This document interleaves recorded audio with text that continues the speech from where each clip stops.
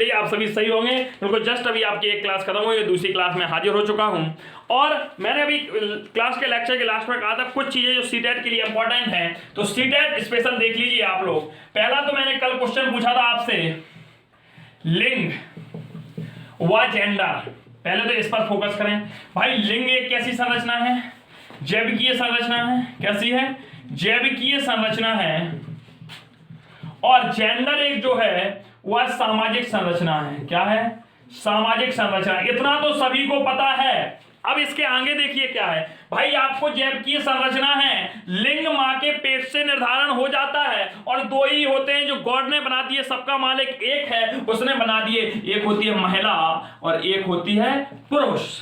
महिला और पुरुष, इसके अलावा आपने कोई लिंग नहीं पढ़ा होगा, या तो उसमें पुरुष होगा या महिला होगी। लेकिन अब जेंडर क्या होता है? सर ये बवाल कौन सा खड़ा करना है? आप 2-3 दिन से ग्रुप में भी हलचल मचाए हैं, अरे भाई साहब ये महिला और पुरुष होते हैं, लेकिन मैंने पढ़ा रखा है ना वंशक्रम में कि ऐसे भी लक्षण होंगे कि होगी तो महिला लेकिन महिलाओं वाले लक्षण नहीं होंगे, होगा तो पुरुष लेकिन पुरुष वाले लक्षण नहीं होंगे। यही सब चीजें तो क्या होती हैं? जेंडर होती हैं। मतलब समाज द्वारा निर्धारण करना। इसमें आपने देखा होगा मेल होता है, फीमेल होता है, और इसके बाद एक और देखा होगा आपने, और भी देखा होगा जिन्हें आप कहते हैं, समझ गए होंगे सभी लोग। तो ये सामाजिक संरचना है दोस्तों। जेंडर निर्धारित नहीं की जा सकते। यदि गलती से देखना, अगर हम कहते हैं 45 गुणसूत्र हो गए तो ये कंडीशन डाउन सिंड्रोम की बन जाती है, और डाउन सिंड्रोम से उत्पन्न होने वाली संतान जो होती है वो है महिला होगी। डाउन सिंड्रोम में उत्पन्न होने वाली संतान क्या होगी? महिला होगी, लेकिन उसमें महिलाओं के गुण नहीं पाए जाएंगे। अर्थात दोस्तों जेंडर एक अलग हो गया, जेंडर अलग हो गया। यह समाज के द्वारा निर्धारित की गई संकल्पना है, और जबकि यह जैविकीय संकल्पना है। तो इतना याद रखे भाई साहब कि अगर यहां गुणसूत्र 47 हो गए, हो सकता है एक इंसान पुरुष तो हो लेकिन उसमें पुरुषत्व के गुण ना पाए जाएं, तब भी यहां पर भाई समस्या हो जाएगी। सभी लोग आप समझदार हैं, समझ गए होंगे। तो लिंग और जेंडर में माइनर डिफरेंस आप लोग समझ लीजिए। इतने भर से काम नहीं चलने वाला। सामाजिक संरचना और जैविकीय संरचना नहीं, आपको समझना चाहिए जैविकीय संरचना में क्या होती है। जैविकीय संरचना में आपको पुरुष और महिला ही, लड़का या लड़की ही पैदा होते हैं। उनके पैदा होने के बाद ही पता चलता है भाई उनमें क्या खूबी है, क्या कमी है। तो यह निर्धारण होता है जेंडर के अंतर्गत।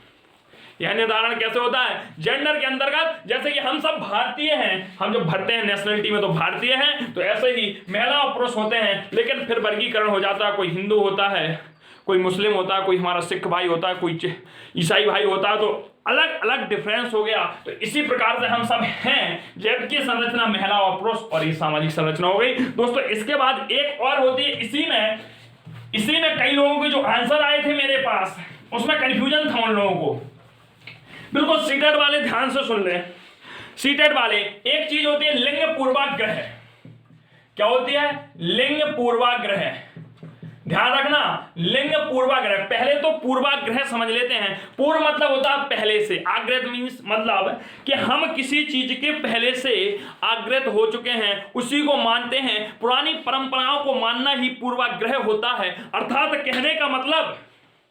कहने का मतलब दोस्तों यह हुआ कि जैसे कि आप लोग अभी भी गांव में चले जाएं, तो वहां पे क्या है, गांव में, सिटी में, कि हमारा यदि वंश चलना है, हमारे वंश का वारिस होगा तो हमारा लल्ला होगा, हमारा लड़का होगा, लड़कियां नहीं होंगी। यह पूर्वाग्रह है। अब लिंग पूर्वाग्रह क्या होता है? अब भाई बताओ, जो जेंडर की बात, यहां जेंडर पूर्वाग्रह शब्द क्यों नहीं यूज किया गया? क्योंकि इसीलिए नहीं किया गया क्योंकि महिला, बालक और बालिका दो ही होते हैं भाई, सब लिंग।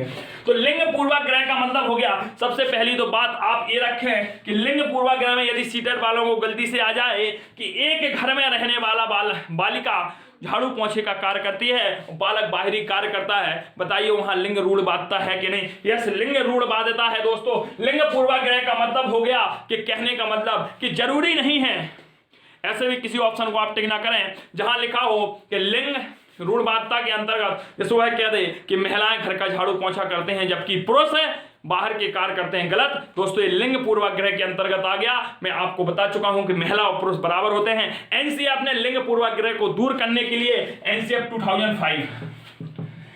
2005 ने लिंग पूर्वाग्रह को दूर करने के लिए हर संभव उपाय किए। इन्होंने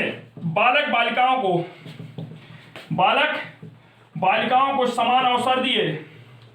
पहले तो आप इस ऑप्शन को टिक करेंगे कि बालक बालिकाओं की समानता की जहां पर बात की है, और लिंग पूर्वाग्रह को तोड़ने का मतलब आप वो ऑप्शन टिक करेंगे जहां बालक झाड़ू पोंछा करे, बालक झाड़ू पोंछा करे और हमारी बहनें मार्केट जाके सब्जी लाएं, सब्जी खरीदें, ऑफिस का कार्य करें। वो दोस्तों सीटेट में आया हुआ एक प्रश्न है कि एक घर में एक व्यक्ति सब्जी बना रहा है, एक घर में एक व्यक्ति सब्जी बना रहा है, रोटी बना रहा है, झाड़ू पोंछा कर रहा है, जबकि उसकी पत्नी बैठे बैठे ऑफिस का कार्य संभाल रही है। बताइए यहां किस चीज को तोड़ा गया है? तो लिंग पूर्वाग्रह को तोड़ा गया है। हमारी जो लिंग रूढ़ बात बन चुकी है उसको हमें दूर करना है। ये सीटेट में ज्यादा से ज्यादा पूछे जाने वाले क्वेश्चन हैं। पिछली बार भी ऐसे ही क्वेश्चन पूछे गए, तो आप याद रखें, मानसिक सोच को बल दें, मानसिक सोच को बल दें। और मानसिक सोच कहती क्या है? आप ये नहीं जाने कि नहीं भाई, कई लोगों ने देखा होगा घर पे कि गलती से मम्मी ने उनको काम कह दिया कोई, अरे झाड़ू लगा ले बेटा तू घर पे, थोड़ी देर में पापा के कहते नहीं बेटा तू तो मेरा राज दुलारा है, राजकुमार है, तू नहीं लगाएगा, दीदी झाड़ू लगाएगी। तो ये भाई लिंग पूर्वाग्रह हो गया। ये कहाँ लिखा है? किस महोदय ने कहा है? कि हमारे लेमार्क ने कहा, डार्विन ने कहा, फ्रांसिस गाल्टन ने कहा, वॉटसन ने कहा, मैकडूगल ने कहा, विलियम जेम्स ने कहा, विलियम वुंड ने कहा, रीड चेरी ने कहा, जॉन लॉक ने कहा, अरस्तु ने कहा। बताइए कहाँ लिखा है? किस रामायण महाभारत कहाँ पे लिखा है? कहीं नहीं लिखा है। ये हमारे द्वारा बनाई गई, इसको लिंग रूढ़िवादिता कहते हैं, लिंग पूर्वाग्रह कहते हैं। तो इस चीज से सीटेट वाले बच के रहें। आपको अपनी थिंक को ब्रॉड करना है। नहीं भाई, समानता का अधिकार है, घर का वारिस, घर का मालिक राजा, यदि लड़का हो सकता है तो लड़की भी हो सकती है। इस सोच को अपनाएं, नहीं तो सीटेट में मात खा जाएंगे आप लोग। आप लोग अपने घर का नहीं देखें कि कई लोग कहें कि नहीं भाई येलो कलर तो लड़के ही पहनते हैं, लड़कियां नहीं पहन सकते, गलत। कि जीन्स लड़के पहनते हैं, लड़कियां नहीं पहन सकती, गलत।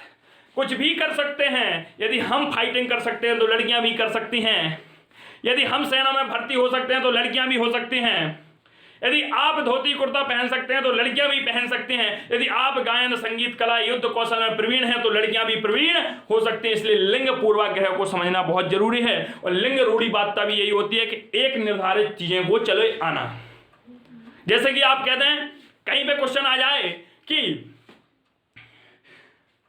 ललितपुर डाइट के पढ़ने वाले बच्चे अन्य डाइटों से ज्यादा होशियार होते हैं। बताइए किस तर्क पे कह दिया हमने? गलत है, असत्य है, ये पूर्वाग्रह हो गया। हम ग्रसित हो गए, ग्रसित नहीं होना है। यहां व्यक्ति विभिन्नता नामक शब्द लग जाएगा। इस पर भी मैं 5 मिनट का एक लेक्चर व्यक्ति विभिन्नता पे लेके आऊंगा, एक 5 मिनट का अदगम पे लेके आऊंगा, एक जीन प्याजे पे, लेओवास, सब पर मैं 5-5, 10-10 मिनट की क्लासेस 15 दिन में कंप्लीट कर दूंगा। आप समझे, चीजों को सुनना है, यहां आपको दिमाग में बैठाना। लिंग पूर्वाग्रह आज टॉपिक उठाया है मैंने, इसको आप क्लियरली समझ लें। आपको एक ही थिंक बनाना है पूरे पेपर में जब सीटेट का देने जाएं कि भाई साहब चाहे बालक हो या बालिका हो बराबर है, बालक हो या बालिका हो बराबर हैं। बुद्धि के आधार पर आप नहीं कह सकते कि एक लड़की को तो एक लड़की मैथ नहीं लगा सकती, वह सिर्फ गृह विज्ञान सीख सकती है, मैथ लगाना तो लड़कों का काम है। बताइए आप किस अवधारणा से ग्रसित हैं? क्वेश्चन आया हुआ है सीटेट में, प्रीवियस ईयर के पेपर उठाइए गुरु। भाषा बदल सकती है लेकिन सारांश भाव वही है। तो उसमें सीधा सीधा था कि भाई लिंग रूढ़िवादिता की बात कर रहा है, लिंग पूर्वाग्रह से है। ये कौन कहता है कि भाई लड़कियां गृह विज्ञान ही पढ़ सकती हैं? क्या लड़के नहीं पढ़ सकते? कौन कहता है कि नहीं लड़कियों को गणित नहीं आता? अरे भाई आता है, लड़कियां गणित पढ़ सकती हैं। और इस लिंग पूर्वाग्रह को दूर करने के लिए सबसे पहले कार्य करना होगा शिक्षकों का। यदि कोई शिक्षक ऐसे कहते हुए पाया जाता है बेटा तू गणित ना ले, तू गृह विज्ञान ले ले, तू लड़की है, तुझे गणित नहीं बनेगी। बताइए भाई, टीचर खुद लिंग रूढ़िवादिता पे आ गया। ये कहाँ लिखा है? किस महोदय ने कहा है कि लड़कियों को गणित नहीं बनती है?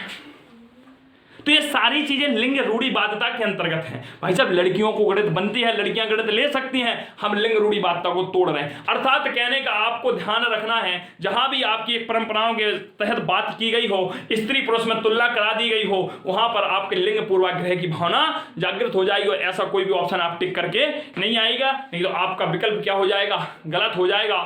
धन्यवाद दोस्तों मुझे सुनने के लिए। और एनवायरमेंट की क्लासेस के अपडेट मैं एक वीडियो के माध्यम से आपको जल्दी दे दूंगा कि कब से आपको क्लासेस मिलनी है। लेकिन एनवायरमेंट का पूरा सिलेबस मैं आपका खत्म कराने वाला हूं 25 के पहले पूरा। और दोस्तों एक क्वेश्चन बाहर नहीं जाएगा सीटेट का, ये दावा है मेरा। 30 में कम से कम 20 तो यहीं से मिलने हैं, कन्फर्म है। Bye, take care. और अब इसके बाद कोई क्लासेस नहीं होगी। बताया है कि अभी थोड़ा बॉडी कार्य नहीं कर रही, वो तो जोश आ जाता है तो पढ़ाते रहते हैं। Bye, take care. Good night all of you.